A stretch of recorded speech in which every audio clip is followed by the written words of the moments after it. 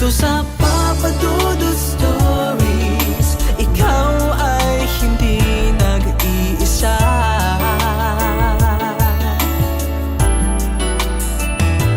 Dito sa Papa Dudut Stories, may nagmamahal sa'yo.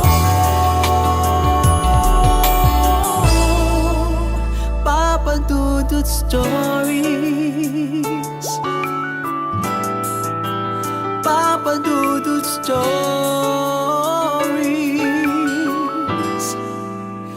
Papa Dudut Stories.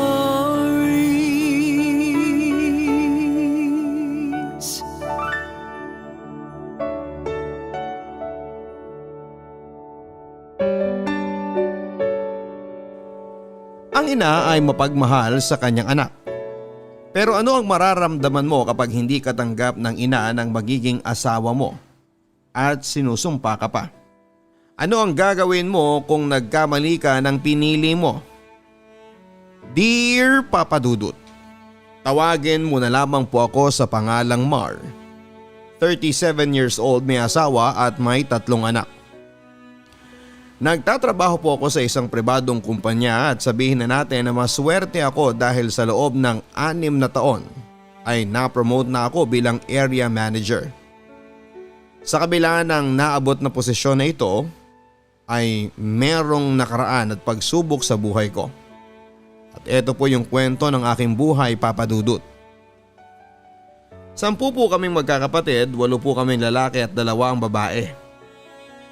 Pero kahit mahirap po ang buhay namin ay nagtapos naman po ako bilang isang guro. Lahat po kami, Papa Dudut, ay may pamilya na. Yung matandang kapatid ko po ay nagtatrabaho, yung asawa niya ay sa gobyerno at yung pangalawa ko pong kapatid ay isa rin na guro. At yung 2 ko pong kapatid ay isa ring guro, Papa Dudut. Kaya masasabi ko na hindi naman kami mahirap at hindi rin naman mayaman. Dumating po ang unang pagsubok sa buhay ko nang mawala po ang nanay ko noong 3rd year high school pa lamang ako. Pangarap ko po talaga na maging isang pare. Naging lihim po sa aking ama na kumuha ako ng exam sa seminaryo at nakapasa naman ako. Nang pumasok po ako ay ayaw na po at hindi po ako pahintulutan ng aking ama. Kaya naman kumuha na lamang ako ng ibang kurso at eto ay bilang isang guro. Hindi naman po na binubuhat ko yung sarili kong bangko, pero masasabi ko po na may appeal din po ako sa mga babae. Hindi gwapo at hindi naman pangit, kaya marami din po ang nagiging kasintahan ko at sabi ng mga kaibigan ko ay babaero daw po ako. Hanggang sa nakilala ko po yung unang nagpatibok ng aking puso. Natawagin na lang po natin sa pangalang Eden. Hindi man ako nagsabi at nanligaw pero may mutual understanding po kami. Halos 1 buwan din po kami na nagka-MU pero nauwi din sa hiwalayan. Hanggang sa makilala ko naman po ang isang babae na humahabol sa akin. Para lamang po mapamukha ko po sa kanya na madali ko po siyang palitan. Aaminin ko, Papa Dudut, na nasaktan din ako nang magkahiwalay po kami. Kaya sa isip ko po na makaganti sa mga babae. Lahat po ng naging karelasyon ko ay pinaglaruan ko. Kapag makuha ko po ang bagay sa isang babae ay hinihiwalayan ko na. Papa Dudut, sa loob ng 4 na taon na pag-aaral ko bilang guro ay marami po akong naloko ng mga babae. Niligawan, matapos may mangyari sa amin ay hihiwalayan kaagad. Hanggang sa makilala ko po ang naging asawa ko ngayon, Papa Dudut. Bago kami magkatuluyan ay marami pong mga pagsubok sa amin. Hindi po ako tanggap ng pamilya ng naging asawa ko, lalo na yung nanay niya. Bawat pagpunta ko sa kanila, mura at pinamumukha sa akin na wala akong mapapala o hindi po ako tanggap. Ang pagpapahiya at mura na hindi ko naranasan sa tunay kong ina ay naranasan ko sa biyanan ko. Kaya nasabi ko sa sarili ko, Papa Dudut, na matatanggap pa kaya niya ako o magiging masaya pa kaya kami kung magkatuluyan kami ng anak niya. Papa Dudut, bago po ako magtapos ay sunod-sunod po na nag-asawa yung mga kapatid ko. Lahat na po ng bisyo ay natutunan ko din, Papa Dudut. Kaya naging basagulero ako mula nang mawala po ang tunay kong ina at dagdag pa na hindi ako tanggap ng biyanan ko, Papa Dudut.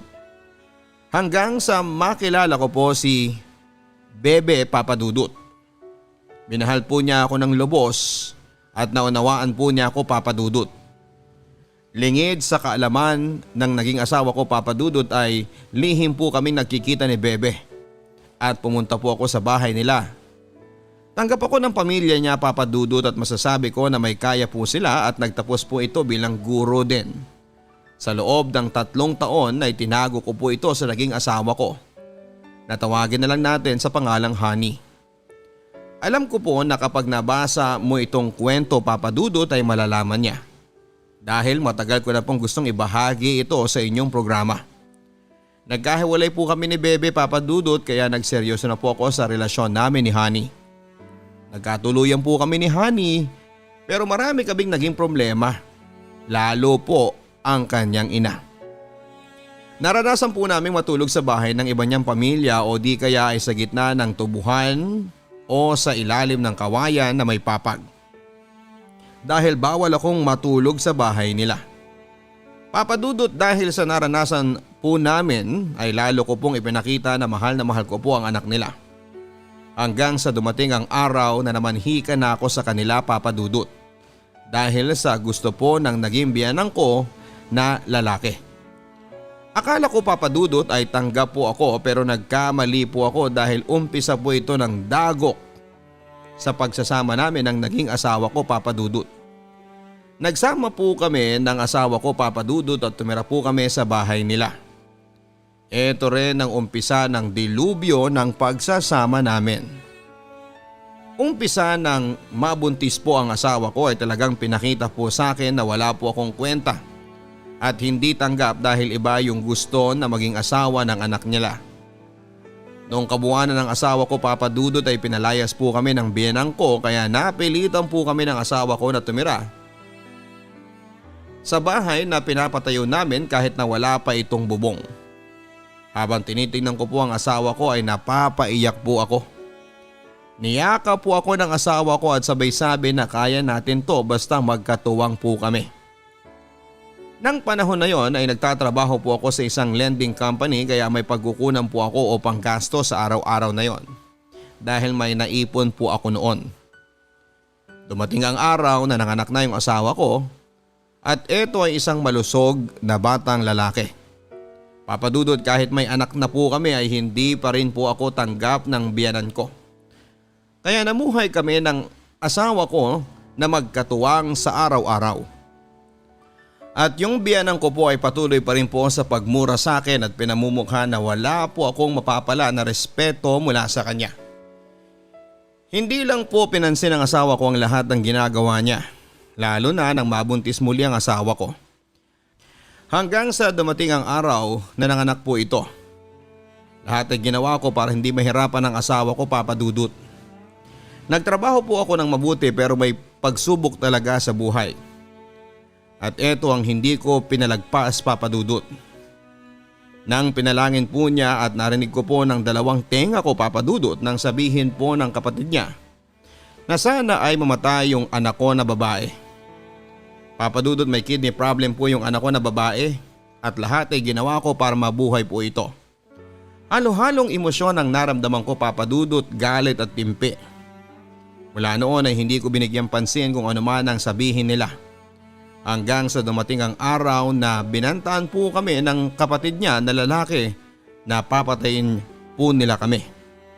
Kaya ang ginawa ko po ay pinatulang ko po ito at hinamon ang patayan o labanan. Sa sobrang galit ko, pati ang biyanan ko na lalaki ay napangbuntungan ko ng galit. Sa ginawa ko, Papa Dudut, na paghamon na patayin ay hindi naman lumaban yung kapatid niya dahil takot naman ito na makipaglaban sa akin dahil mas malaki po ako sa kanya. Oo, handa na akong makipagpatayan dahil sobra na at ayaw ko nang palaging nagbibigay. Halos hindi ako makapagtrabaho ng maayos dahil sa away namin ang araw na yon. Sa panahong yon ay nagtuturo na ako pero ang isip ko ay sa pamilya ko. Papa Dudut, umalis na po kami at lumipat na po kami ng tirahan. Lumipat kami sa lupa ng tiyahin ko dahil binigyan niya po kami ng lupa na titirhan.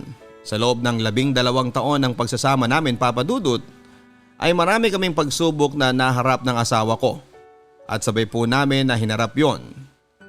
Hanggang ngayon ay hindi pa rin po ako tanggap ng biyanang ko pero patuloy pa rin po kami sa aming buhay. May 3 po kaming anak ngayon at dahil po sa magandang performance ko sa aking trabaho ay na-promote po ako bilang area manager sa isang malaking motorcycle company na na-assign dito sa Bohol. Naiwan po yung pamilya ko sa Iloilo dahil maliit po yung bunsong anak namin. Tuloy sa pagsisika para maibigay ko kung ano ang gusto ng anak ko at para hindi nila maranasan ang hirap na pinagdaanan namin. Oo, Papa Dudut, dahil nagtigil po ako sa pagtuturo dahil wala na po akong ganang magturo pa. Dahil sa panahon na yon ay hindi pa po ako regular bilang guro.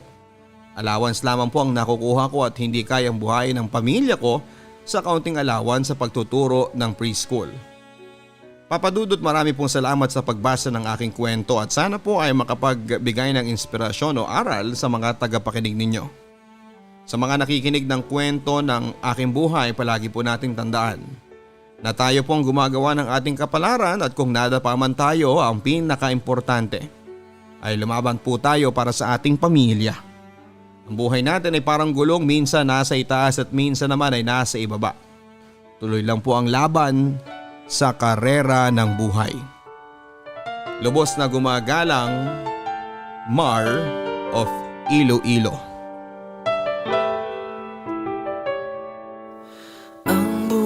Ay mahiwaga, laging may lungkot at saya.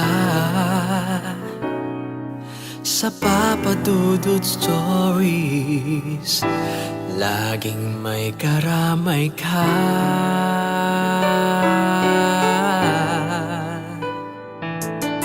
Mga problemang kaibigan, ito ay pakikinggan ka. Sa Papa Dudut Stories, kami ay iyong kasama. Dito sa Papa Dudut Stories, ikaw ay hindi nag-iisa.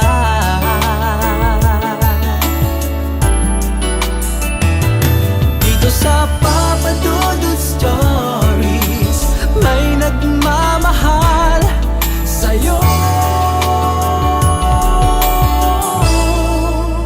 Papa Dudut Stories,